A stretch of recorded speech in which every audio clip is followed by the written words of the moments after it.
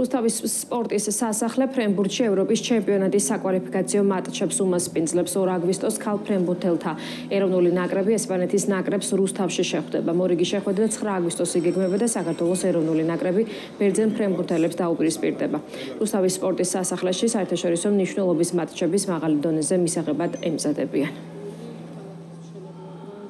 რუსთავის სპორტის სასახლე უკვე სისტემატიურად მასპინძლობს საერთაშორისო ტურნირებს. ორში ჩვენს გულშემატკივრებს ელოდებათ ევროპის შესარჩევი მატჩის ღონისძიება, სადაც ჩვენი საქართველოს ქალთა ნაკრები შეხვდება ესპანეთის გუნდს და უსურვებ მათ ძალიან დიდ წარმატებას. მინდა გითხრათ, რომ ძალიან დიდი მოლოდინი გვაქვს, ძალიან საბრძოლო განწყობით ხვდებით. ასევე მინდა მოგახსენოთ, რომ ეს მეორე ჩემპიონატია, რომელსაც საერთაშორისო ჩემპიონატს მასპინძლობს რუსთავი ფრენბურთში. საკმაოდ იღბლიანი გამოდგა პირველი შეხვედრა, რომელიც 3 თამაშიდან 2 თამაში მოვიგეთ გამაჯერებელი უპირატესობით.